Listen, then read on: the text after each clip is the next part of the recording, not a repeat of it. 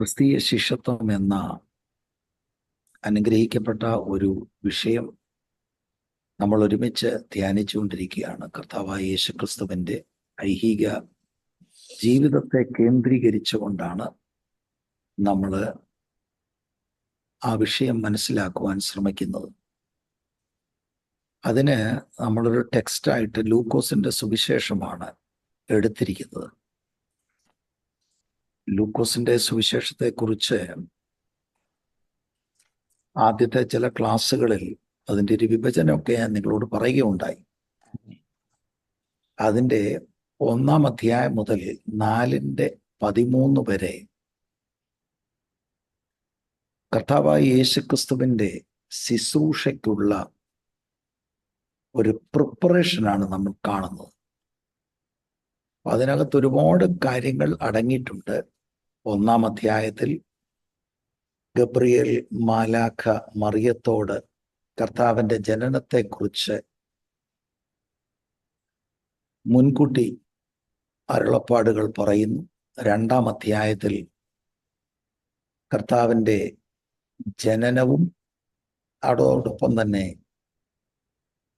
ദേവാലയത്തിൽ 12 വയസ്സുള്ളവനായി കർത്താവ് വേദപണ്ഡിതന്മാരുമായിട്ട് ദൈവവചനം ചർച്ച ചെയ്യുന്ന കാര്യങ്ങളൊക്കെ നമ്മൾ കണ്ടു.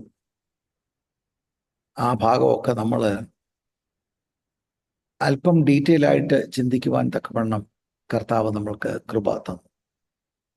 3-ാം അധ്യായം 12-ാം വയസ്സ് കഴിഞ്ഞ് 3-ാം അധ്യായത്തിൽ ഏകദേശം 30 വയസ്സുള്ളവനായി യോർദാനിൽ യോഹന്നാൻ സ്നാപകന്റെ കൈക്കീഴിൽ സ്നാനമേറ്റ് പ്രാർത്ഥിച്ചു കൊണ്ടിരിക്കുമ്പോൾ പരിശുദ്ധാത്മാവ് ദേഹരൂപത്തിൽ കർത്താവിൻ്റെ മേൽ ഇറങ്ങി വന്ന് ആവസിക്കുന്നു.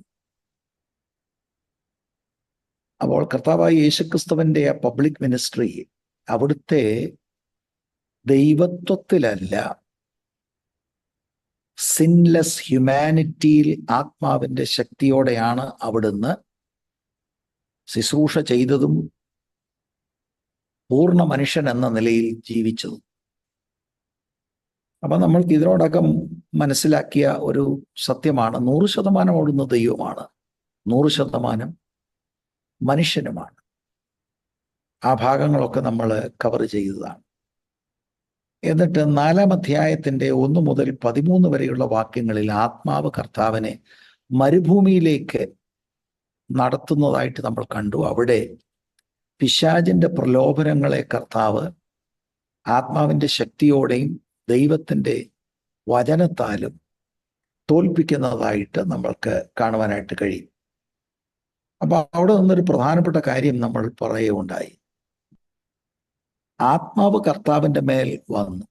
4-ാം അധ്യായത്തിൻ്റെ 1-ാം വാക്യത്തിൽ ആത്മപൂർണൻ, ആത്മാവിൽ നിറഞ്ഞവനായി. ആത്മനിറവിൻ്റെ ഒരു പ്രധാന അടയാളം ആത്മാവിനാൽ നടത്തപ്പെടുന്നതാണ്. ഇപ്പോൾ ഞാൻ അവിടേക്കൊന്നും സമയമെടുക്കുന്നില്ല. ഇതൊക്കെ നമ്മളൊന്ന് ചിന്തിക്കണം. നമ്മുടെ ജീവിതം ഇങ്ങനെ ആയി തീരുവാൻ വേണ്ടിയാണല്ലോ ഈ പഠനം. ആത്മനിറവ്, ആത്മാവിൻ്റെ നടത്തിപ്പ്. ഞാൻ കഴിഞ്ഞ ദിവസങ്ങളിൽ ചിന്തിക്കുന്ന ഒരു വിഷയം, ലോകവ്യാപകമായി പലരും ദൈവത്തിൻ്റെ വചനം ശ്രദ്ധിക്കുന്നു, കേൾക്കുന്നു എന്നത് യാഥാർത്ഥ്യമാണെങ്കിലും ജീവിതത്തിലേക്ക് ഇത് അപ്ലൈ ചെയ്യുന്നില്ല. അന്നേരം നമുക്കൊരു ത്രില്ലിംഗ് ഉണ്ടാകും.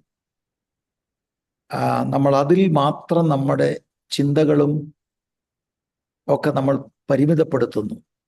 ഇത് തുടർമാനം ഒന്ന് ധ്യാനിച്ച് ദൈവസന്നിധിയിൽ പ്രാർത്ഥിച്ച് ഇതാണ് ദൈവം നമ്മളിലൂടെ ആഗ്രഹിക്കുന്നതെങ്കിൽ, ഈ ശൈലിയാണ് ജീവിക്കേണ്ടതെങ്കിൽ ആത്മനിറവ് നമുക്ക് ആവശ്യമാണ്.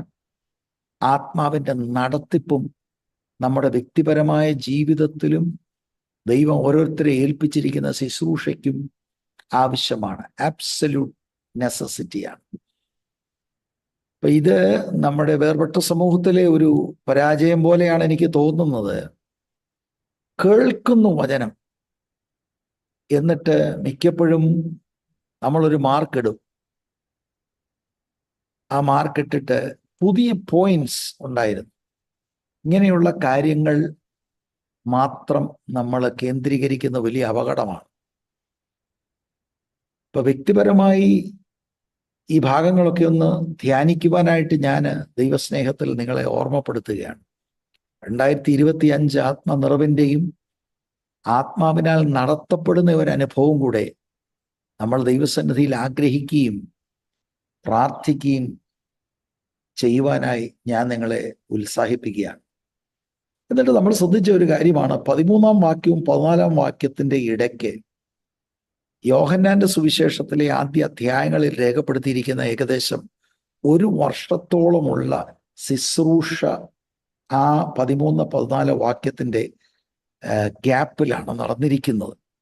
അവിടെയും നമ്മളിപ്പോൾ ശ്രദ്ധിക്കേണ്ട, ഞാനത് ആമുഖമായി പറഞ്ഞു പോകുക എന്നതേ ഉള്ളൂ. എന്നിട്ട് 4-ാം അധ്യായത്തിൻ്റെ 14 മുതൽ 9-50 വരെയുള്ള വാക്യങ്ങളിലാണ് ഗലീലയിലെ കർത്താവിൻ്റെ ശുശ്രൂഷ. ഇതിനു മുമ്പ് തെക്കേദേശമാണ് യഹൂദിയിൽ ഏകദേശം 1 വർഷത്തോളം കർത്താവ് ശുശ്രൂഷിച്ചു. ഇപ്പോൾ 14-ാം വാക്യം 4-ാം അധ്യായത്തിന് 14 മുതൽ 9-50 വരെ ഗലീലയിലെ ശുശ്രൂഷയാണ്. അവിടെയാണ് ഇപ്പോൾ നമ്മൾ നിൽക്കുന്നത്. അവിടെ നിന്ന് ധാരാളം കാര്യങ്ങൾ പഠിക്കുവാൻ തക്കവണ്ണം കർത്താവ് നമ്മൾക്ക് കൃപ ചെയ്തു. 4-ാം അധ്യായത്തിന്റെ 14-15 വാക്യങ്ങൾ ഗലീലയിലെ കർത്താവിൻ്റെ ശുശ്രൂഷയുടെ ഒരു ഇൻട്രൊഡക്ഷനാണ് നമ്മൾ കാണുന്നത്. ഏകദേശം 1.5 വർഷം നീണ്ടു നിന്ന ഒരു ശുശ്രൂഷ. അവരുടെ പള്ളികളിൽ കർത്താവ് ഉപദേശിച്ചു. ആദ്യം കർത്താവിൻ്റെ അനുഭവം എല്ലാവരും അവനെ പ്രശംസിച്ചു എന്നുള്ളതാണ്. ഇതെല്ലാം കർത്താവ് ആത്മാവിൻ്റെ ശക്തിയോടെയാണ് ചെയ്യുന്നത്. ഭൂതത്തെ പുറത്താക്കുന്നതും രോഗികളെ സൗഖ്യമാക്കുന്നതും മാത്രമല്ല, ദൈവത്തിൻ്റെ വചനം ഉപദേശിക്കുകയും പ്രസംഗിക്കുകയും ചെയ്യുന്നതും ആത്മാവിൻ്റെ ശക്തിയോടെയാണ്. എന്നിട്ട് 16 മുതൽ 30 വരെയുള്ള വാക്യങ്ങളിലാണ് കർത്താവ് വളർന്ന നസ്രയത്തിൽ, നസ്രയത്തിലെ സിനഗോഗിൽ കർത്താവ് ചെന്ന് അവിടെ പ്രസംഗിക്കുന്നതായിട്ട് നമ്മൾ കണ്ടു. അവിടെയും ആദ്യം ഒരു നല്ല പ്രതികരണമായിരുന്നു എങ്കിലും പിന്നീട് അവരെല്ലാം കോപം കൊണ്ട് നിറഞ്ഞ് അവസാനം അതിൻ്റെ 29-30 വാക്യങ്ങളിലൊക്കെ അവർ കർത്താവിനെ കൊല്ലുവാനായിട്ട് ഭാവിക്കുന്നു. അപ്പൊ ഇവിടെ നിന്ന് 1-2 കാര്യങ്ങൾ പറഞ്ഞ് നമുക്ക് മുന്നോട്ട് പോകാം.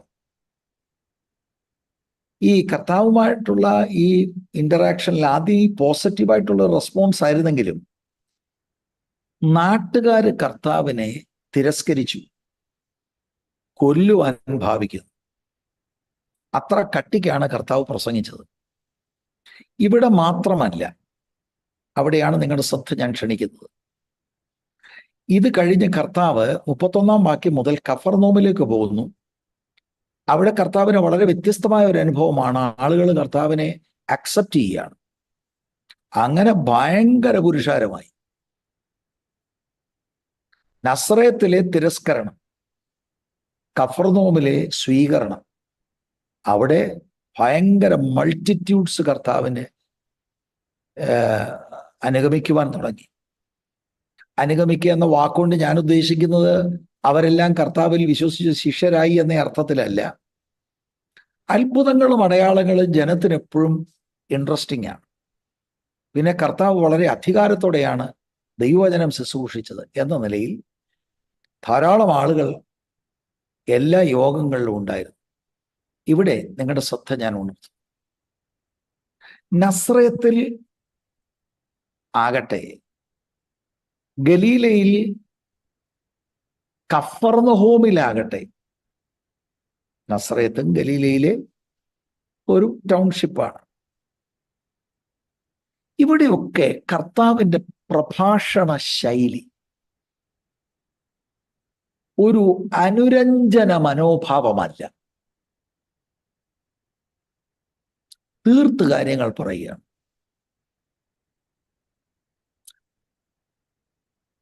നസ്രയത്തിൽ ആളുകളെ എടുക്കാൻ വേണ്ടി കർത്താവ് അവർക്ക് ഇഷ്ടമുള്ള താല്പര്യമുള്ള രീതിയിൽ ദൈവവചനം പറഞ്ഞില്ല.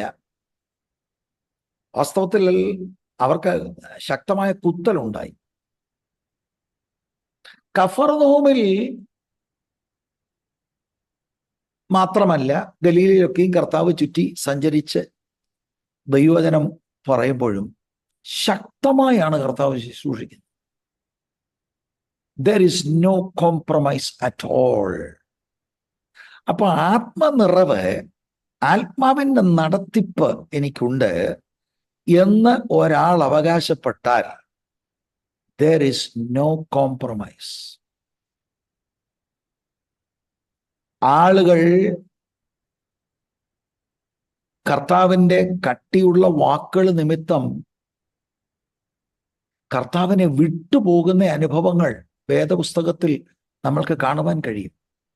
പക്ഷെ ഇതൊന്നും കർത്താവിനെ ഡിസ്റ്റർബ് ചെയ്യുന്നില്ല. He is speaking the truths about the kingdom of God. അപ്പൊ നമ്മുടെ ഒക്കെ ജീവിതത്തിൽ നമ്മൾ യേശുക്രിസ്തുവിന്റെ അനുയായികൾ എന്ന നിലയിൽ, ഡിസൈപ്പിൾസ് ഓഫ് ജീസസ് എന്ന നിലയിൽ ഇതാണ് കോപ്പി ചെയ്യേണ്ടത്. അപ്പൊ ഇന്ന് നമ്മൾ കാണുന്നത് പലതും ആളുകളെ നേടാൻ വേണ്ടി എന്ന് അവർ പറയുന്നു. ആളുകൾക്ക് ഇഷ്ടമുള്ളതുപോലെ സന്തോഷിപ്പിക്കുന്നത് പോലെ പലരും ദൈവവചനം ശുശ്രൂഷിക്കുന്നു. നമുക്കത് ഉണ്ടാകരുത്. അന്ത്യകാലഘട്ടത്തിന്റെ ഒരു ലക്ഷണം കൂടെയാണ് കർണരസകരമാകുന്ന മെസ്സേജുകൾ വ്യാപകമായി ഉണ്ടാകും. അതിൻ്റെ നടുവിൽ കാരാഗ്രഹത്തിൽ പ്രസംഗം നിമിത്തം അടയ്ക്കപ്പെട്ട മാർട്ടിയർഡം ഫേസ് ചെയ്തുകൊണ്ടിരിക്കുന്ന ശ്രേഷ്ഠ അപ്പോസ്തോലൻ 2 തിമോത്തിയോസ് 4 നിജപുത്രനായ തിമോത്തിയോട് അദ്ദേഹം പറയുന്നത്, യു പ്രീച്ച് ദ വേർഡ്. ഇത് വളരെ ദൈവമക്കൾ ശ്രദ്ധിക്കണം. ഞാൻ പലയിടത്ത് പല കാര്യങ്ങൾ നേരിട്ട് ഒബ്സർവ് ചെയ്യാറുണ്ട്. It's very disturbing, very disturbing. എൻ്റെ അഭ്യർത്ഥനയാണ്, നിങ്ങളിത് ചിന്തിക്കുക. ദൈവവചനം നമ്മൾ പറയുക, അത് പ്രമോട്ട് ചെയ്യുക. ആത്മനിറവും ആത്മാവിനാൽ നടത്തപ്പെട്ടയാളിൻ്റെ ശുശ്രൂഷയിൽ വ്യാജമല്ല, തമാശല്ല, പോളിഷല്ല, കർണരസകരമായ കാര്യമല്ല. ക്ലിയർ കട്ട് ദൈവത്തിൻ്റെ ആലോചനയാണ്. ദൈവത്തിൻ്റെ ആലോചന തിരുവെഴുത്തിൽ അടങ്ങിയിട്ടുണ്ട്. ആ തിരുവെഴുത്തിൽ മായം ചേർക്കാതെ അതിൻ്റെ മീനിങ് പുറത്തു കൊണ്ടുവരുന്നതാണ് നമ്മളെക്കുറിച്ചുള്ള ദൈവത്തിൻ്റെ ആഗ്രഹം, ഹിതം. എന്നിട്ട് മറ്റൊരു കാര്യം ഞാൻ പറഞ്ഞതൊന്നുകൂടെ സൂചിപ്പിക്കാം. ഇത്ര ശക്തമായ തിരസ്കരണം നസ്രയത്തിൽ ഉണ്ടായത് കർത്താവിനെ അപ്സെറ്റ് ചെയ്യുന്നില്ല. 31-ാം വാക്യവും 30-ാം വാക്യവും കൂടെ നിങ്ങൾ പഠിച്ചാൽ കർത്താവിനെ ക്ഷയിക്കണപ്പാകാതെ കർത്താവ് അടുത്ത സ്ഥലത്തേക്ക്, കഫർനഹൂമിലേക്ക് പോവുകയാണ്. ആ ഒരു ഭാഗം എന്നെ വളരെ ധൈര്യപ്പെടുത്തിയിട്ടുള്ള ഭാഗമാണ്. Nothing disturbs. വൈ? സ്വർഗത്തിൽ നിന്ന് അവിടെ നിന്ന് ഇറങ്ങി വന്നത് പിതാവിന്റെ ഇഷ്ടം ചെയ്യാനാണ്. People don't like that. People reject him. They want to kill him. That's all right. അടുത്ത സ്ഥലത്തും പോയി ദൈവാലോചന അറിയിക്കുക. അതിനെക്കുറിച്ച് നമ്മൾ ചിന്തിച്ചാൽ, ഇനി കഫർനഹൂമിൽ ചെന്നിട്ട് നമ്മളൊരു യോഗം കൂട്ടിയിട്ട് അയ്യോ ഭാവം ആളുകളോട്, എനിക്കൊക്കെ അങ്ങനെ സംഭവിച്ചു കേട്ടോ, ഭയങ്കര സാക്ഷ്യം പറഞ്ഞ ആളുകളെ കയ്യിലെടുത്ത് ഒരൊറ്റ ആളിന്റെ സിമ്പതി പിടിച്ചു പറ്റാനും കർത്താവ് ആഗ്രഹിച്ചില്ല. കഫർനഹൂമിൽ ചെന്ന് നമ്മൾ ആ ഭാഗം ചിന്തിച്ചതാണ്. 31 വാക്യം മുതൽ ശക്തമായി പിന്നെയും പ്രസംഗിച്ചു. സിനഗോഗിലുള്ള ഒരു മനുഷ്യനെ ഭൂതത്തിൽ നിന്ന് ഡെലിവറി ചെയ്തു. ഇതൊക്കെ നമ്മുടെ ജീവിതത്തിൽ നമ്മൾ ഇത് ചിന്തിക്കണം. ശക്തമായി ശുശ്രൂഷിക്കുന്നവർക്ക് എന്നും പ്രതികൂലമുണ്ടാകും. എന്നും പ്രതികൂലമുണ്ടാകും. ചില സമയത്ത് ഒറ്റപ്പെടുന്ന അനുഭവങ്ങൾ ഉണ്ടാകും. അത് ഭയന്നാണ് പലരും കോംപ്രമൈസ് ചെയ്യുന്നത്. പക്ഷേ ഈ ഒറ്റപ്പെടുത്തുമ്പോഴും പുറത്താക്കപ്പെടുമ്പോഴും മനോഭാവം യേശുവിൻ്റെ ആയിരിക്കണം. അതിനാണ് നമ്മൾ ഇത് ചിന്തിക്കുന്നത്. Jesus is so confident in his father who is in total control of all situations. എന്നിട്ട് 4-ാം അധ്യായത്തിന് 31 മുതൽ 37 വരെയുള്ള വാക്യങ്ങളിൽ കർത്താവ് ആ സിനഗോഗിൽ കയറി പ്രസംഗിക്കുകയും ഞാൻ സൂചിപ്പിച്ചതുപോലെ ഭൂതത്തെ പുറത്താക്കുകയും ചെയ്യുന്ന അവിടെ രേഖപ്പെടുത്തിയിട്ടുണ്ട്. ഇവിടെയാണ് ലൂക്കോസ് റെക്കോർഡ് ചെയ്തിരിക്കുന്ന ആദ്യത്തെ മിറക്കിൾ എന്ന് പറയുമ്പോൾ കൊല്ലുവാൻ ഭാവിച്ച നസ്രേത്തുകാരിൽ നിന്ന് കർത്താവ് ഒഴിഞ്ഞു പോകുന്നതോടെ ഒരത്ഭുതമായിട്ട് നിങ്ങൾ കണ്ടാൽ ഇത് രണ്ടാമത്തേതാണെന്ന് ചിന്തിക്കാൻ കഴിയും. അത് കഴിഞ്ഞ് 4-ാം അധ്യായത്തിന്റെ 38-39 വാക്യങ്ങളിൽ നമുക്കറിയാം, അതിനോട് ചിന്തിച്ചിട്ടുണ്ട്. പത്രോസിന്റെ ഭവനത്തിൽ കർത്താവ് പ്രവേശിച്ച് അദ്ദേഹത്തിൻ്റെ അമ്മായിയമ്മയെ സൗഖ്യമാക്കുന്നു. എന്നിട്ട് 40-41 വാക്യത്തിൽ അന്നത്തെ ദിവസം സന്ധ്യയാകുമ്പോൾ ധാരാളം ആളുകൾ പത്രോസിന്റെ ഭവനത്തിൽ എത്തുകയാണ്. കർത്താവ് അവരെയൊക്കെ സൗഖ്യമാക്കുന്നു, അനേകരിൽ നിന്ന് ഭൂതത്തെ പുറത്താക്കുന്നു.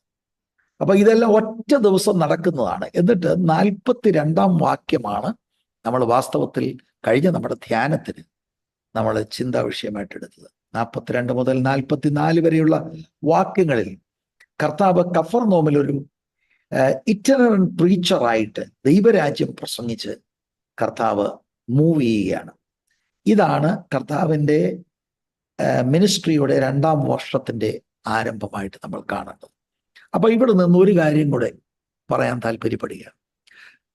കഴിഞ്ഞ നമ്മുടെ ധ്യാനത്തിൽ പ്രയറിന്റെ കാര്യം, പ്രയോറിറ്റി ഓഫ് പ്രയർ, കർത്താവിന്റെ ദാസി അത് സൂചിപ്പിച്ചു. A place of prayer, the power of prayer, ഇതൊക്കെ നമ്മൾ ചിന്തിച്ചു. നിങ്ങൾ ദയവായിട്ട് എന്നെ ഒന്ന് ശ്രദ്ധിക്കണം.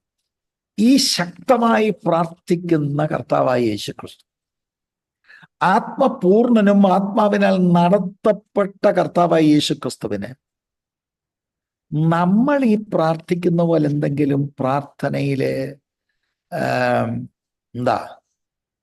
ഉള്ള പ്രാർത്ഥനകളായിരുന്നോ?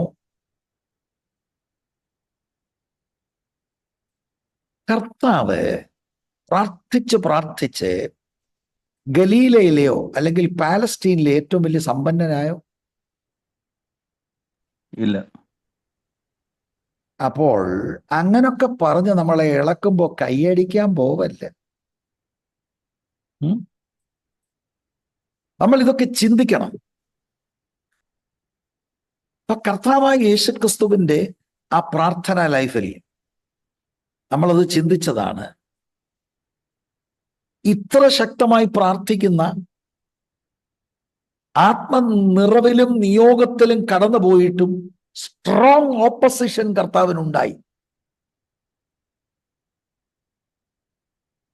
പ്രാർത്ഥിക്കുന്നവർക്ക് ഒരു ഓപ്പോസിഷനും വരത്തില്ലെന്നൊന്നും അല്ല ചിന്തിക്കേണ്ടത്, ശക്തമായിട്ടുണ്ടാകും.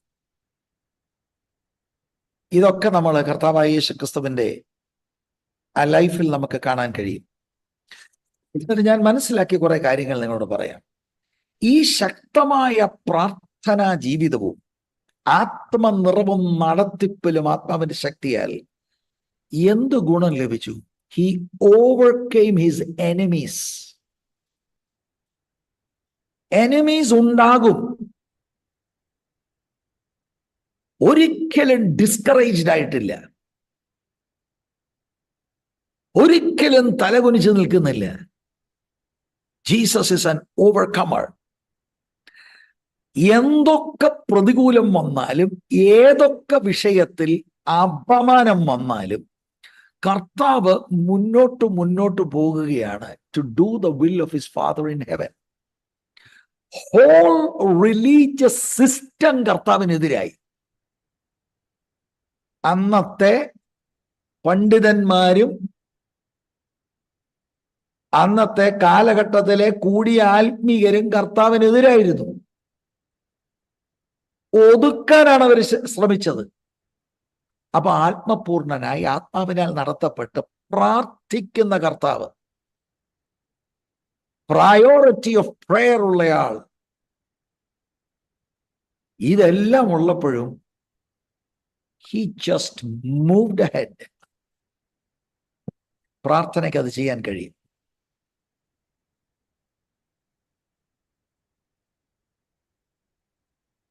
അതുപോലെ തന്നെ ഒരിക്കൽ പോലും നന്ദി കാണിക്കാത്ത ആളുകളോട് ആത്മപൂർണൻ ആത്മാവിന്റെ ശക്തിയാൽ പ്രാർത്ഥിക്കുന്ന കർത്താവ് അവരെ ഹെൽപ്പ് ചെയ്യുന്ന അനുഭവങ്ങൾ. That's the power of God. ദ്രോഹിക്കുന്നവരോട് ക്ഷമിക്കുന്ന കർത്താവ് അല്ലേ നമ്മൾ കാണുന്നത്. പ്രാർത്ഥിച്ചോണ്ട് എന്നോ കിട്ടി സിസ്റ്ററെ, പ്രാർത്ഥിച്ചോണ്ട് യേശുവിന്റെ സ്വഭാവത്തോട് അനുരൂപമാകാൻ കഴിഞ്ഞു. വേറെ ഒരു സങ്കല്പമാണ് ഈ ആളുകൾ പറയുന്നത്. പ്രാർത്ഥിച്ച് ഏതാണ്ട് നമ്മള് ലോകപ്രകാരം താൽക്കാലികമായ എന്തോ നേട്ടങ്ങളുടെ കൂമ്പാരം. Let's follow Christ. ഞാൻ ഇപ്പം എൻ്റെ മനസ്സിലേക്ക് ഓടി വരുന്ന കാര്യങ്ങളിലെ ഓടി വന്ന ചില കാര്യങ്ങളാണ് ഞാൻ നിങ്ങളോട് പറയുന്നത്. പ്രാർത്ഥിച്ച യേശു തിരഞ്ഞെടുത്ത ശിഷ്യന്മാർക്ക് നിരന്തരം വന്നുകൊണ്ടിരിക്കുന്ന ഷോർട്ട് കമിങ്സ്, അതിനെ അതിജീവിച്ച് അവരെ അന്ത്യത്തോളം സ്നേഹിച്ചെന്ന വേദപുസ്തകം പറയുന്നു. പ്രാർത്ഥിച്ചാൽ അങ്ങനൊക്കെ ഒരു കൃപ നമുക്കുണ്ടാകും. സ്തോത്രം.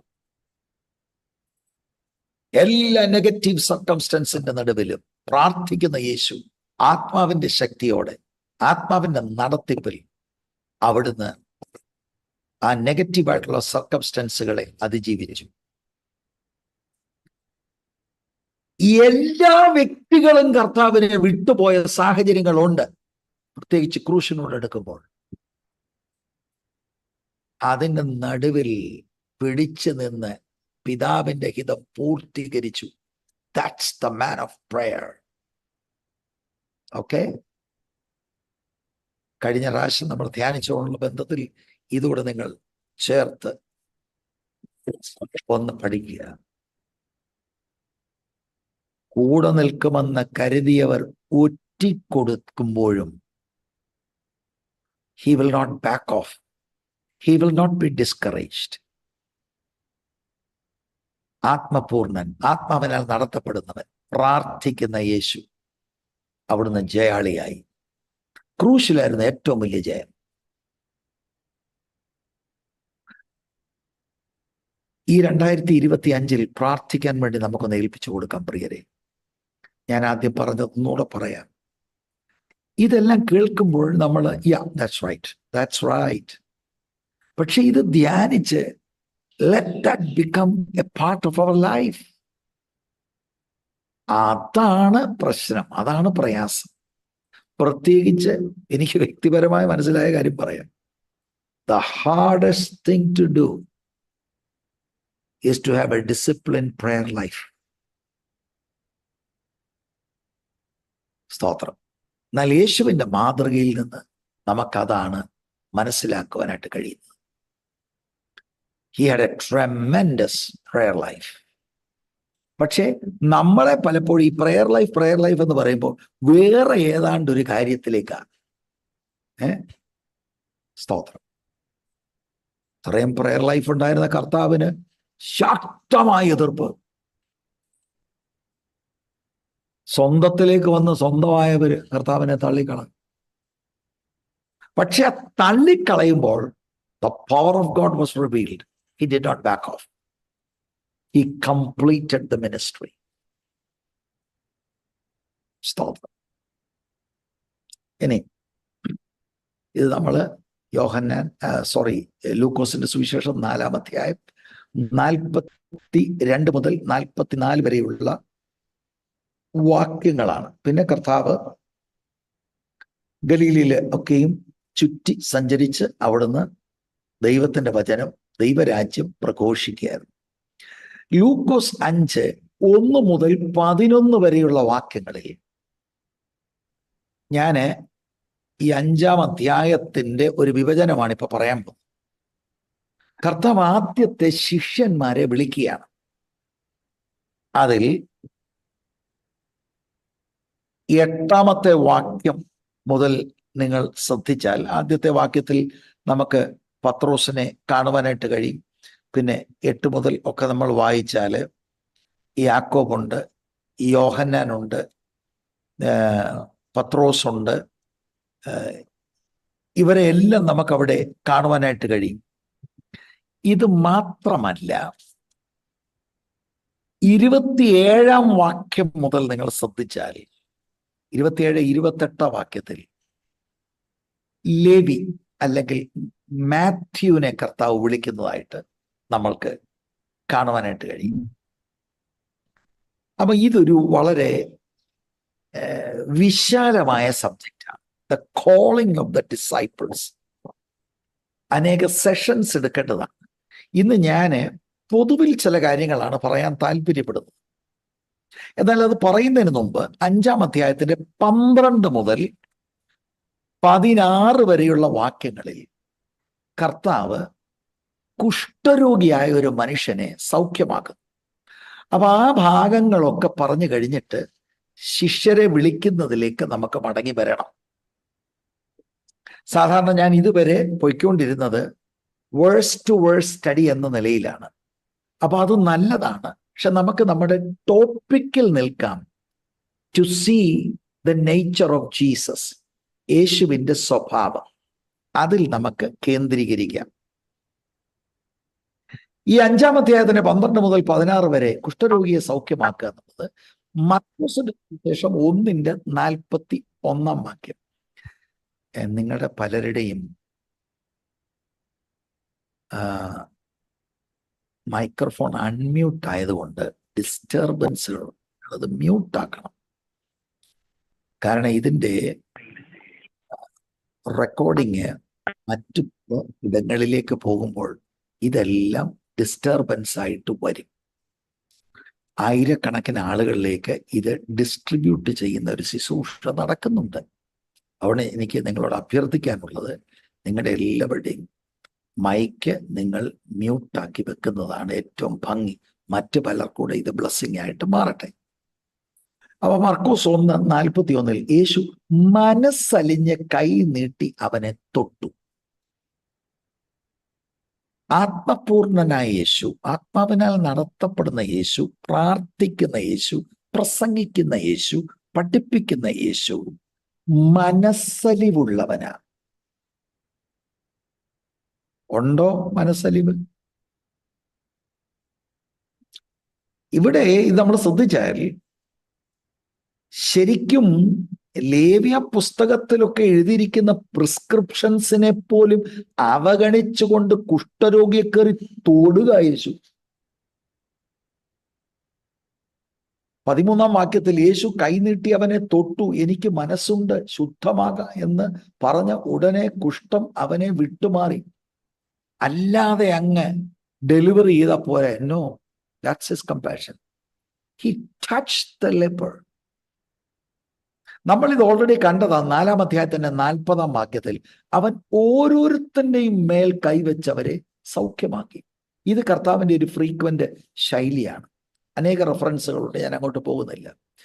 ഇസ്രായേലിൽ ഒരുത്തരും ചെയ്യാത്ത കാര്യമായി യേശു ചെയ്തു. അവരുടെ റബിമാർ ഒരിക്കലും ചെയ്യത്തില്ല. കാരണം അങ്ങനെ കുഷ്ഠരോഗിയെ തൊട്ടാൽ അവരശുദ്ധരാകും എന്നതുകൊണ്ട് അവർ തൊടത്തില്ല. പക്ഷെ ദൈവത്തിന്റെ ഈ അപാര സ്നേഹം, ദൈവത്തിന്റെ ഈ അപാര കമ്പാഷൻ നിങ്ങൾ കണ്ടോ? എനിക്ക് മനസ്സുണ്ട് എന്നിട്ട് അവനെ തൊട്ട് അവനെ ശുദ്ധീകരിക്കുകയാണ്. ഉടനടി ആ കുഷ്ഠം അവനെ വിട്ടുമാറുകയാണ്. യേശുവിന്റെ ഹീലിങ്സ് എല്ലാം അങ്ങനെയാ കേട്ടോ. അത്ഭുതകരമായിട്ട് അവന് സൗഖ്യം ലഭിക്കുകയാണ്. പ്രിയരെ, ഈ ഭാഗത്തുനിന്ന് ഇതിന് വിശാല വ്യാഖ്യാനമുണ്ട്. പക്ഷെ ഞാൻ ജീസസിന്റെ നേച്ചർ മാത്രം നിങ്ങളുടെ മുൻപിൽ പ്രസന്റ് ചെയ്യാണ്. Yes, he is full of the Holy Spirit and he is led by the Holy Spirit. He is a preacher and teacher of the kingdom of God. Kingdom of God-ന്റെ സ്വഭാവം നിങ്ങൾ കണ്ടോ? Compassion. ആ ആളിന്റെ അഭ്യർത്ഥന കർത്താവ് പരിഗണിച്ച് അവനെ തൊട്ട് സൗഖ്യമാക്കുകയാണ്. നമ്മളിൽ ഈ ഒരു സ്വഭാവമാണ് വരേണ്ടത്. എന്ത് സ്വഭാവം? Compassion and love for people who are rejected in society. സ്തോത്രം. കർത്താവ് അതിനായി നമ്മൾക്ക് കൃപ തരട്ടെ. 17-ാം വാക്യം മുതൽ 26 വരെ കർത്താവ് പാരലൈസ്ഡ് ആയിട്ടുള്ള ഒരു മനുഷ്യനെ അദ്ദേഹത്തോട് പാപം ക്ഷമിക്കുകയും ചെയ്യുന്നു, അദ്ദേഹത്തെ സൗഖ്യമാക്കുകയും ചെയ്യുന്നു. ശരിക്കും ഈ വേദഭാഗത്തിന്റെ പ്രധാനപ്പെട്ട ദൂതെന്ന് പറയുന്നത് പാപത്തെ ക്ഷമിക്കുവാനുള്ള കർത്താവിന്റെ അധികാരമാണ്. സ്തോത്രം. എന്നാൽ ഇവിടെ നിന്ന് 1-2 കാര്യങ്ങൾ പറയാം. 17-ാം വാക്യത്തിൽ നിന്ന് 2-3 കാര്യങ്ങൾ പറയാം, ശ്രദ്ധിക്കണം. ഇതാദ്യമായിട്ടാണ് അവിടുത്തെ റിലീജിയസ് ഇലൈറ്റുമായിട്ടുള്ള എൻകൗണ്ടർ വരുന്നത്, ഫരീസേരും ശാസ്ത്രിമാരുമായിട്ട്. ഇത് ലൂക്കോസിൽ നിങ്ങൾ ശ്രദ്ധിക്കണം, ഇതാദ്യമായിട്ടാണ്. അവരൊരു ദിവസം ഉപദേശിക്കുമ്പോൾ ഗലീലയിലും യഹൂദയിലുമുള്ള സകല ഗ്രാമത്തിൽ നിന്നും യെരുശലേമിൽ നിന്നും വന്ന പരീശന്മാരും ന്യായശാസ്ത്രിമാരും അവിടെ ഇരുന്നിരുന്നു. സൗഖ്യമാക്കുവാൻ കർത്താവിന്റെ ശക്തി അവനോടുകൂടെ ഉണ്ടായിരുന്നു. അവൻ ഒരു ദിവസം ഉപദേശിക്കുമ്പോൾ, ഒന്നാമത്തെ കാര്യം. പിന്നെയും ലൂക്ക് എടുത്തു പറയുന്നത് ജീസസിന്റെ വേർഡ് മിനിസ്ട്രിയാണ്. അത് 5-ാം അധ്യായത്തിന്റെ 1-ാം വാക്യത്തിലും ഉണ്ട്. അത് 5-ാം അധ്യായത്തിന്റെ 15-ാം വാക്യത്തിലും ഉണ്ട്. The crowds of people came to hear him. Luke is giving emphasis to the word ministry of Jesus Christ. എന്ന് ഞാൻ എടുത്തു പറയുമ്പോൾ ഒരിക്കലും ഹീലിംഗ്സ് അവഗണിക്കുകയല്ല. പിന്നെ എന്തിനാണ് പാസ്റ്റർ അത് എടുത്തു പറയുന്നത്? എടുത്തു പറയുന്നത് ഈ കാലഘട്ടത്തിൽ ആർക്കോ എങ്ങനെയോ ചിന്തകൾ വരുന്നുണ്ട്, നമുക്ക് ഹീലിംഗ് ഒക്കെ മതി, അനോയിന്റിങ് ഉണ്ട്, അതുകൊണ്ട് ഇനി നമുക്ക് വചനം ആവശ്യമല്ല. That's a very wrong understanding of scripture. ഈ പ്രാവശ്യം കർത്താവ് 17-ാം വാക്യത്തിൽ സിനഗോഗിലല്ല പഠിപ്പിക്കുന്നത്, ഒരു വീട്ടിലാണ്. സാമാന്യം വലിയ വീടായിട്ടാണ് എനിക്ക് തോന്നുന്നത്. കാരണം ഇഷ്ടംപോലെ ആളുകൾ വന്നിട്ടുണ്ട്. ഒരു രോഗി അകത്തോട്ട് കൊണ്ടുവരാൻ കഴിയാതെ വീടിന്റെ മേൽക്കൂര പൊളിക്കേണ്ടി വന്നു. അപ്പൊ യേശു വീട്ടിലുണ്ടെങ്കിൽ നമ്മൾ 3 നില കെട്ടിടമല്ല ഇവിടെ വെച്ചത്. ഈ പുള്ളി മേൽക്കൂര എന്ത് ചെയ്തു? അതാണ് പ്രശ്നം. ആ യേശുവിനെ വേണോ വീട്ടിലുള്ളിൽ? സ്തോത്രം. നമുക്ക് 3 നില കെട്ടിടം തരുന്ന യേശുവിനെ പരിചയമുണ്ട്. യേശുവുള്ള വീട്ടിലെ മേൽക്കൂര പൊളിച്ചിട്ട് ഒരു പാരലൈസ്ഡ് ആയിട്ട് മനുഷ്യനെ കർത്താവിന്റെ മുൻപിൽ വെച്ച് കർത്താവിനെ സൗഖ്യമാക്കുകയാണ്. കർത്താവ് അവരോട് പറഞ്ഞില്ല പൈസ വെച്ചേച്ച് പോയാൽ മതിയെന്ന്. പിന്നെ ഞാനിത് ഇങ്ങനെ ചിന്തിച്ചപ്പോൾ ഓർത്തു, ഹീലിംഗ് മിനിസ്ട്രിക്ക് കർത്താവ് സ്തോത്ര കാഴ്ച എടുത്തില്ല, പൈസ എടുത്ത് ചോദിച്ചില്ല കേട്ടോ. അല്ലേ? ആ, അയ്യോ, ഇതൊക്കെ പീഡിക്കണം. ഈ സ്തോത്രകാഴ്ചയും ചോദിച്ച് പൈസയും ചോദിക്കുന്നത് ബൈബിൾ വെളിപ്പെടുത്തുന്ന യേശു അല്ല.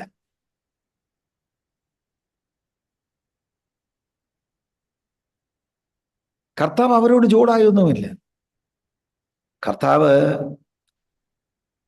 കർത്താവിന്റെ മുൻപിൽ അവര് ആക്കി വെച്ച ആളിനെ സൗഖ്യമാക്കുക. ഓക്കെ, അവൻ ഒരു ദിവസം ഉപദേശിക്കുമ്പോൾ, പക്ഷെ ഉപദേശമെല്ലാം വളരെ ബോൾഡാണ്. ഫരീസയന്മാരെയും ശാസ്ത്രിമാരെയും സാക്ഷി നിർത്തിക്കൊണ്ടാണ് കർത്താവ് പാപങ്ങളെ ക്ഷമിക്കുമെന്നുള്ളത് കർത്താവ് തെളിയിക്കുന്നു. Very bold. രണ്ടാമത്തെ കാര്യം, പരീശന്മാരും ന്യായശാസ്ത്രിമാരും അവിടെ ഇരുന്നിരുന്നു.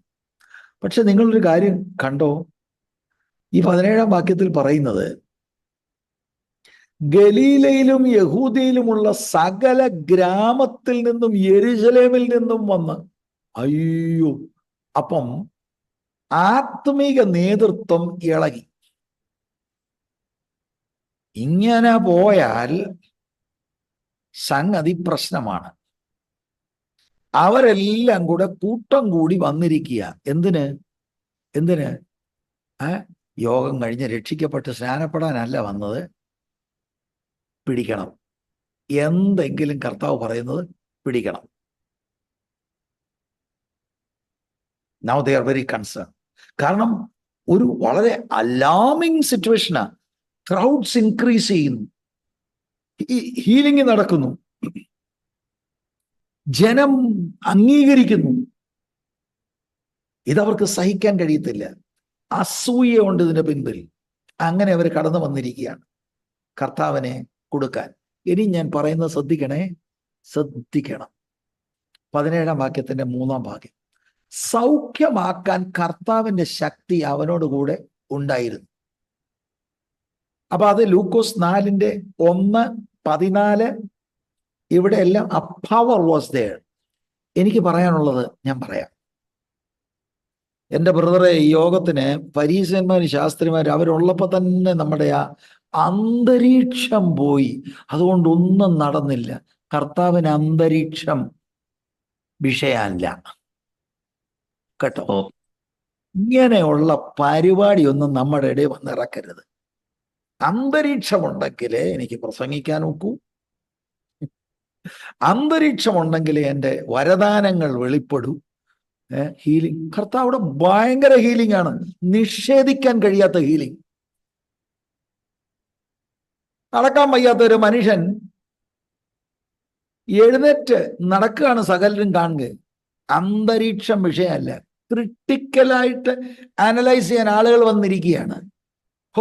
അപ്പോഴത്തേക്ക് കീബോർഡ് ഒന്ന് വായിച്ചില്ലെങ്കിൽ എന്തിനാ കീബോർഡ്? ഈ പ്രസംഗിച്ചുകൊണ്ടിരിക്കുമ്പോൾ കീബോർഡ് വായിക്കുന്ന പുള്ളികളുണ്ട്. പണ്ടൊരു പ്രവാചകന് അങ്ങനെ വായിച്ചു, വീണ വായിച്ചു. അതുകൊണ്ട് ഇപ്പോഴത്തെ എല്ലാ പുള്ളികൾക്കും കീബോർഡ് വായിക്കണം, അല്ലെങ്കിൽ ദൂത് വരത്തില്ല. അപ്പൊ നമ്മളെ ക്രിട്ടിസൈസ് ചെയ്യാൻ ഒരാളുണ്ടെങ്കിലോ എതിർക്കുന്ന ഒരാളുണ്ടെങ്കിലോ എന്താ, അത് അങ്ങോട്ട് കത്തുന്നില്ല. ഞാനേതായാലും കർത്താവായ യേശുക്രിസ്തുവിനെയാ കാണുന്നത്. കർത്താവിന് ഈ പ്രശ്നമില്ല. അവന്മാരുടെ പണി ചെയ്യട്ടെ. Jesus is anointed to do the will of his Father in heaven, and he has absolutely no problem in healing that person and forgiving him his sin. ഞാൻ മനസ്സിലാക്കുന്നത്, in the wider context, he is led there by the Holy Spirit. നസ്രത്തിൽ ആളുകൾ പുറത്താക്കിയതുകൊണ്ട് anointing പോയില്ല. കഫർനഹൂമിൽ ചെന്ന് പ്രസംഗിച്ച് ഭൂതത്തെ പുറത്താക്കി. ഇവിടെ ഫരീസന്മാരെല്ലാം കൂടെ കൂടി വന്നിരിക്കുക. ഫരീസന്മാരും ശാസ്ത്രിമാരും എല്ലാം കൂടെ, എന്നാ ഞങ്ങളുടെ യോഗം ഞങ്ങൾ മാറ്റിവെക്കുക. ഇല്ല, മാറ്റിവെക്കുന്നില്ല. ഈ യോഗത്തിൽ തന്നെ പിതാവ് ആഗ്രഹിക്കുന്ന ശുശ്രൂഷ ചെയ്യും. സ്തോത്രകാഴ്ച വേണ്ട. ഓരോ രോഗിയും സൗഖ്യമാക്കാൻ 10,000 രൂപ, 15,000 രൂപ. സ്തോത്രം. രോഗി സൗഖ്യമാകുന്ന പോട്ടെ, പ്രാർത്ഥിക്കാൻ 15,000 ഒക്കെ റേറ്റ് ഇട്ടേക്കുന്നത്. പ്രാർത്ഥിക്കാൻ. No my dear brothers and sisters, പാളം തെറ്റി വണ്ടി ഓടുക പലരുടെയും. Let's look at Jesus Christ. വേറെ ഒരാളെ നമ്മൾ ശ്രദ്ധിക്കേണ്ട കാര്യമില്ല. What did Jesus do? എന്നിട്ട് ഇവരുടെ ഈ പ്രതിഷേധം ഇവിടെ തുടങ്ങി. അത് 29 മുതലുള്ള വാക്യങ്ങളിലുണ്ട്. അതുപോലെ 33 മുതലുള്ള വാക്യങ്ങളിലുമുണ്ട്. ഇതെനിക്ക് ആഗ്രഹമുണ്ട്, ഇവരുടെ ഈ പ്രതിഷേധമൊക്കെ നിങ്ങളോട് ഇച്ചിരി ഒരു ഡീറ്റെയിൽ ആയിട്ടൊന്ന് പറയണമെന്ന് ഒരു തോന്നലോട് എനിക്കുണ്ട്. ഇപ്പൊ ഞാനിതിന്റെ സൂചനകൾ തരികയാണ്. അപ്പൊ 5-ാം അധ്യായത്തിന്റെ 29 മുതൽ 39 നിങ്ങൾ അങ്ങ് എഴുതിക്കൂ. പിന്നെയും ഈ മതഭക്തരെ കർത്താവ് എൻകൗണ്ടർ ചെയ്യുകയാണ്. അവിടെ എല്ലാം കർത്താവ് ഉടനെ അവർ പറയുന്ന ഈ ഉടക്ക ചോദ്യത്തിനൊക്കെ ഒരു അനുരഞ്ജന മനോഭാവമല്ല, നല്ല തിരുവഴുത്തിലെ കാര്യങ്ങൾ കർത്താവ് ശക്തമായ നിലയിലാണ് അവർക്ക് മറുപടി കൊടുക്കുന്നത്. There is no compromise with an anointed person. Praise God. ഇനിയും ഞാൻ പറഞ്ഞ വിഷയത്തിലേക്ക് ചുരുക്കം ഇനിയും ഉള്ള നിമിഷങ്ങളിൽ നിങ്ങളുടെ ശ്രദ്ധ 5-ാം അധ്യായത്തിന്റെ ആദ്യത്തെ 11 വാക്യങ്ങൾ, 5-ന്റെ 27-28 വാക്യം, അതുപോലെ 6-ാം അധ്യായം 12 മുതൽ 16 വരെയുള്ള വാക്യത്തിലും ശിഷ്യന്മാരുടെ ഒരു ലിസ്റ്റ് ഉണ്ട്. അത് ഞാൻ റെഫറൻസ് പറഞ്ഞതേ ഉള്ളൂ. മേ ബി നെക്സ്റ്റ് മെഡിറ്റേഷൻ ലിസ്റ്റുകളുടെ കാര്യമൊക്കെ ഒന്ന് പറയാം. അപ്പൊ ഇവിടെ നിന്നുകൊണ്ട് കർത്താവായ യേശു ക്രിസ്തു തിരഞ്ഞെടുത്ത, ബൈ ദ വേ, ഈ 5-ാം അധ്യായത്തിൽ നമ്മൾ പീറ്ററിനെയും മറ്റുള്ളവരെയൊക്കെ കാണുന്നു. അതുപോലെ ലേവിയൊക്കെ കാണുന്നു 5-ാം അധ്യായത്തിന്റെ 27. അപ്പൊ പീറ്ററിനെ ഒന്നും ആദ്യമായിട്ട് കാണുന്ന അവിടെയല്ല. നമ്മൾ കണ്ടതാണ്, അദ്ദേഹത്തിന്റെ വീട്ടിൽ കർത്താവ് പോയിട്ടുണ്ട്. മാത്രമല്ല, യോഹന്നാൻ 1-ാം അധ്യായത്തിലേക്ക് വരുമ്പോൾ അന്ത്രയോസ് ആണ് പീറ്ററിനെ ഇൻട്രൊഡ്യൂസ് ചെയ്യുന്നതായിട്ട് നമ്മൾ കാണുന്നു. പെട്ടെന്ന് നമ്മൾ കാണുമ്പോൾ ഒക്കെ പടകിൽ യേശു കയറി, മീനില്ലായിരുന്നു. അത് പ്രോസ്പെരിറ്റി ഗോസ്പലുകാരൻ്റെ ഒരു വലിയ ദൂത. ശൂന്യമായ പടകിനെ നിറയ്ക്കുന്നു. 2025 പടക് നിറയ്ക്കാൻ പോവാ യേശു ഉണ്ടെങ്കിൽ. അതിന്റെ അവസാനം കൂടെ വായിക്കണമെന്ന എൻ്റെ അപേക്ഷ. എന്താ അവസാനത്തിൽ എഴുതിയിരിക്കുന്നത്? 11-ാം വാക്യത്തിൽ, so they pull their boats up on shore, left everything and followed him. പിന്നെ മീനും വിഷയമല്ല, ഒന്നും വിഷയമല്ല. മനസ്സിലായോ? അപ്പൊ ആ miracle led Peter to confess his sin. അത് മറച്ചു വെച്ചിട്ട് ശൂന്യമായ പടകിൽ മീനെല്ലാം കൂടെ കയറ്റി കച്ചവടക്കാരനാക്കുന്ന ദൂതല്ല. സ്തോത്രം. പറഞ്ഞു എന്ന് മാത്രമേ ഉള്ളൂ. എൻ്റെ പ്രധാന വിഷയം അതല്ല. നമ്മൾ ജീസസിന്റെ നേച്ചറിൽ ഫോക്കസ് ചെയ്യുക. ജീസസ് എങ്ങനെയുള്ളവരെയാണ് വിളിച്ചത് എന്ന ആ പൊതു കാര്യമാണ് പറയാൻ താല്പര്യപ്പെടുന്നത്. ഒന്നാമത്, ജീസസ് വിളിച്ച Peter, Andrew, James, John, Mathew, ഇവരെല്ലാവരും വെരി വെരി ഓർഡിനറി പീപ്പിൾ, സാധാരണക്കാരാണ്.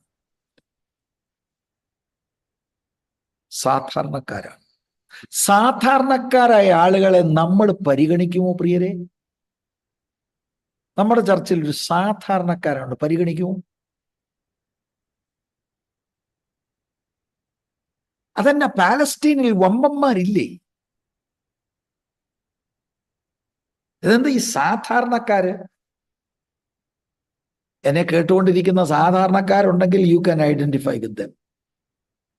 പിന്നെ ആർക്കെങ്കിലും ഞാനൊരു വമ്പനാണ് എന്ന് സ്വയം തോന്നുന്നെങ്കിൽ നിങ്ങൾക്ക് ഐഡന്റിഫൈ ചെയ്യാൻ ഒക്കുന്നില്ല. ഏത് മനുഷ്യർക്കും ഐഡന്റിഫൈ ചെയ്യാൻ കഴിയുന്ന ആളുകളാണ്.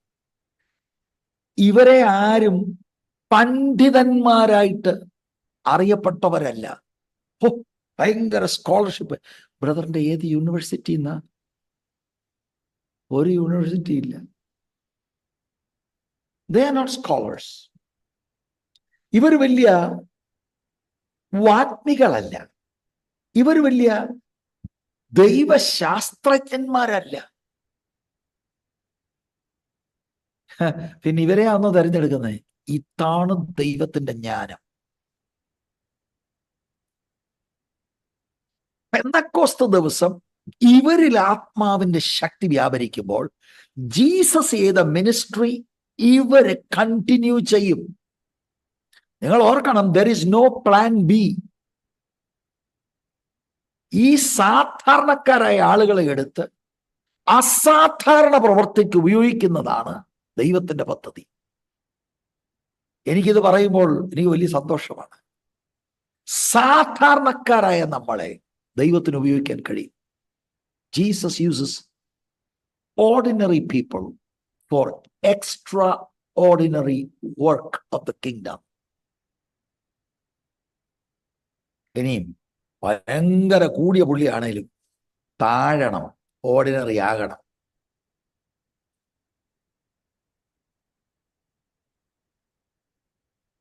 ഇവരെ നിങ്ങളൊന്ന് നോക്കിയാൽ, ഈ ഞാൻ പറഞ്ഞ നിങ്ങൾ 6-ാം അധ്യായത്തിന്റെ 12-ാം വാക്യം മുതൽ കർത്താവ് ഒരു രാത്രി മുഴുവനും പ്രാർത്ഥിച്ച ശേഷമാണ് പിതാവിന്റെ ഇഷ്ടമനുസരിച്ചാണ് 12 പേരെ സെലക്ട് ചെയ്യുന്നത്, ഇൻക്ലൂഡിങ് ദ ബീട്രയർ ജൂഡസ്.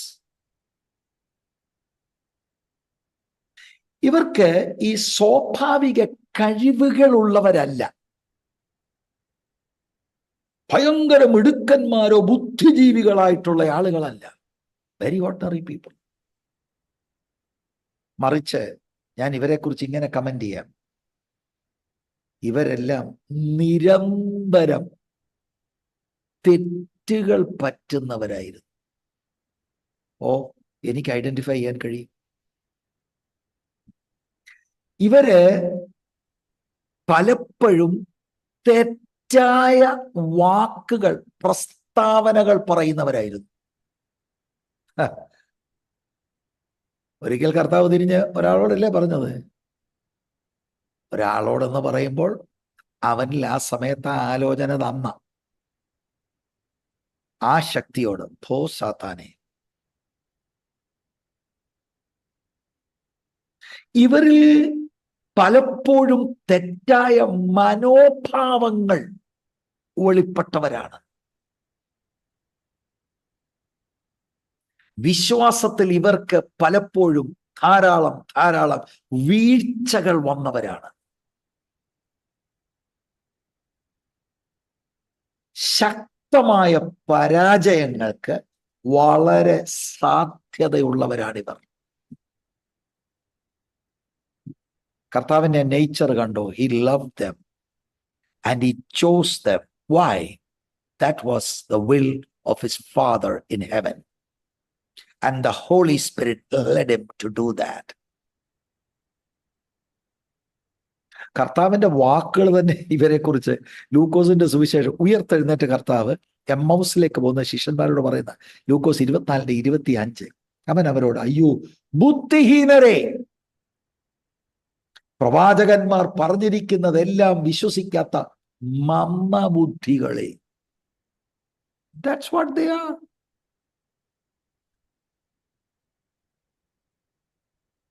സ്തോത്രം. ഇവരാണോ ചർച്ച് പ്ലാൻ ചെയ്യാൻ പോകുന്നത്? ഇവരാണ് ലോകത്തെ, അന്നറിയപ്പെട്ട ലോകത്തെ കീഴ്മേൽ മറിച്ചത്. സ്തോത്രം. They followed Jesus. കർത്താവ് അവരെ ശുശ്രൂഷയ്ക്ക് വിടുമ്പോൾ, yes, they preached repentance and they healed the sick. എന്നാൽ കർത്താവ് സ്വർഗാരോഹണം ചെയ്തു കഴിഞ്ഞ് പിതാവിനോട് ചോദിച്ച് പരിശുദ്ധാത്മാവിനെ അവരുടെ മേൽ അയച്ചു കഴിഞ്ഞപ്പോൾ ആൾ മാറിയവരായി.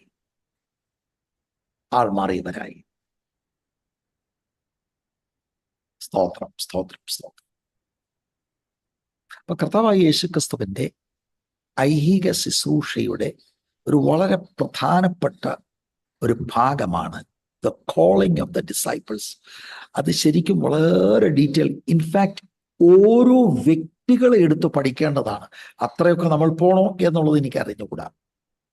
ഓരോ വ്യക്തികളെ നമ്മൾ എടുത്ത് പഠിക്കേണ്ടതാണ്. And you will come to the understanding that they were very ordinary people just like us. അവരിൽ പലരും മീൻപിടുത്തക്കാരായിരുന്നു. ഇനി നിങ്ങൾ ശ്രദ്ധിക്കണം ഞാൻ പറയുന്ന ഒരു കാര്യം. ഒരാള് ഈ 5-ാം അധ്യായത്തിന്റെ 27 മുതലുള്ള ആള് ടാക്സ് കളക്ടറാണ്. ടാക്സ് കളക്ടർ എന്ന് പറഞ്ഞാല് റോമൻ ഗവൺമെന്റിന് വേണ്ടി ചുങ്കം പിരിക്കുന്ന പാർട്ടിയാണ്. അദ്ദേഹത്തെ വിളിച്ചു. പക്ഷെ ഈ ടീമിനകത്ത് വേറൊരാളുണ്ട്, എരിവുകാരനായ ഒരാള്. ആ പുള്ളിയുടെ ജോലി എന്താണെന്നറിയാമോ? റോമക്കാർക്കെതിരെ ശക്തമായി പ്രവർത്തിക്കുക, അവരെ അട്ടിമറിക്കാൻ നടക്കുന്ന ഒരാള്. ഇവർ രണ്ടും കൂടെ ഒരു സഭയിലായാൽ പ്രശ്നമില്ലേ? 12 പേരിൽ 2 വ്യത്യസ്ത. You look at all of them. Pathros എടുത്തിയാടും. അന്ത്രയോസോ, ഫിലിപ്പോ, all 12 are different. ഫിലിപ്പ് അല്പം കണക്കൊക്കെ കൂട്ടുന്ന ആളാ. ഇത്ര പൈസ ഉണ്ടെങ്കിൽ നമുക്ക് ഇന്ന പ്രൊജക്റ്റ് അല്ലേ? സ്തോത്രം. എല്ലാം വ്യത്യസ്ത ആളുകൾ. How did he manage dum? ഇവർ മിക്കവരും ഗലീലക്കാരാണ്, ഒരു കാർഷിക മേഖലയിലുള്ളവരാണ്. ഇങ്ങനെയുള്ളവരെ എല്ലാം കൂടെ കർത്താവ് കൂട്ടിച്ചേർത്തു. അവര് തമ്മിലൊക്കെ പലപ്പോഴും തർക്കവും വാദവും ഉണ്ടായിട്ടുണ്ട്. പക്ഷെ ആത്മാവ് വന്നപ്പോൾ തിങ്സ് വർ ഡിഫറെന്റ്. പക്ഷെ നമ്മൾ പറയുന്നത് നമുക്ക് ആത്മാവ് ഉണ്ടെന്നാ. പക്ഷെ നമ്മൾ ഈ തർക്കവും വാദവും ഇതുവരെ അങ്ങോട്ട് ജയിക്കാൻ ഒത്തിട്ടില്ല. കണ്ടുകൂടാ നമുക്ക്, അല്ലേ? പലരെയും ചിലരെയും. ജീസസിനെ കണ്ടോ നിങ്ങൾ? Spite of all their shortcomings, he loved them, he taught them, he provided for them. സ്തോത്രം.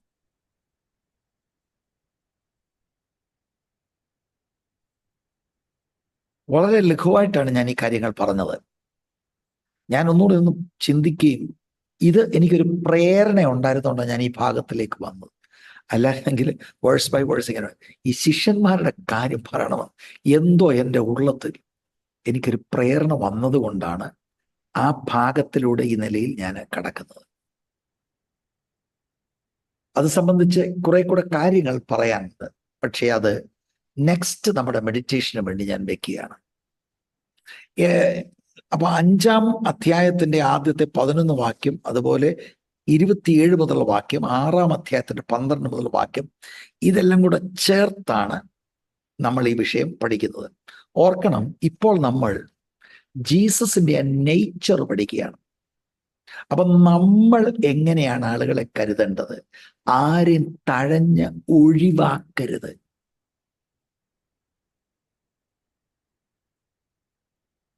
ആത്മാവിന്റെ നടത്തിപ്പിലാണ് നമ്മൾ എല്ലാ കാര്യങ്ങളും ചെയ്യേണ്ടത്. ഇത് ആത്മാവിന്റെ നടത്തിപ്പല്ല എങ്കിൽ he would have selected the best in Palestine. This is the will of his Father in his humanity, by the power of the Holy Spirit, by the leading of the Holy Spirit. He is selecting ordinary people. സ്തോത്രം. അവരാണ് കർത്താവായ യേശുക്രിസ്തു batten കൈമാറുമ്പോൾ മുന്നോട്ട് പോയി കാര്യങ്ങൾ ചെയ്യുന്നു. Judas, yes, we know he became a betrayer and he committed suicide. John natural death ആയിരുന്നു. ബാക്കി 10 പേരും മാർട്ടിയേഴ്സായി കർത്താവിന് വേണ്ടി ജീവൻ കൊടുത്തു. ക്രൂശിന്റെ ചുവട്ടിൽ ഇട്ടേച്ചു പോയവർ ജീവൻ കൊടുക്കത്തക്കവണ്ണം അവരെ പ്രേരിപ്പിച്ച ഘടകം എന്താണ്? അവരിൽ വ്യാപരിച്ച ദൈവകൃപ. It's the power of the Holy Spirit. Praise God. ഞാൻ എൻ്റെ വാക്കുകൾ ഇവിടെ നിർത്തുകയാണ് പ്രിയരെ. Let's humble ourselves. കേമന്മാരാകാനല്ല ശ്രമിക്കേണ്ടത്. Let's be humble, ordinary people. Ordinary അവിടുത്തെ ഏൽപ്പിച്ചാൽ എക്സ്ട്രാ ഓർഡിനറി ആയി ഉപയോഗിക്കും. ബൈ ദ വേ, ജീസസിനെ ഹൺഡ്രഡ്സ് ഓഫ് ആളുകൾ ഫോളോ ചെയ്യാൻ താല്പര്യപ്പെട്ടു, ഫോളോ ചെയ്തു. അതിനകത്തുനിന്ന് സെലക്ട് ചെയ്ത ഇവരെയാണ് അപ്പോസ്റ്റൽസ് എന്ന് വിളിക്കുന്നത്. Praise God. നിങ്ങളുടെ ചിന്തയിൽ ഞാൻ ഇത് വയ്ക്കുന്നു. ഞങ്ങൾക്ക് വേണ്ടി പ്രാർത്ഥിക്കാൻ നിങ്ങളോട് അപേക്ഷിക്കുന്നു. Remember, prayer, power of the Holy Spirit, the leading of the Holy Spirit, preaching of the word of God. ഇതെല്ലാമാണ് ലൂക്ക് ഹൈലൈറ്റ് ചെയ്യുന്നത്. Ordinary people can be transformed into extraordinary people by the power of God. സ്തോത്രം. അത് മിനിസ്ട്രിയോടുള്ള ബന്ധത്തിലാണ് ഞാൻ ഇപ്പോൾ emphasis കൊടുത്ത് പറഞ്ഞത്. All of us, we must become disciples of Jesus. God bless you.